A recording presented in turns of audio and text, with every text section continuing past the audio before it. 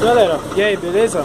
Eu queria saber se vocês poderiam me responder aí o que é esse barulho. Vocês veem que tá fazendo um barulhinho meio seco e só é na lenta só. Vou dar uma acelerada nele e vai sair o barulho, olha só.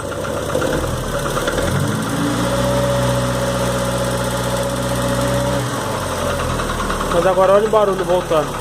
Esse tac, tac, tac, tac, tac, tac, tac, tac. O rapaz falou pra mim que não é válvula.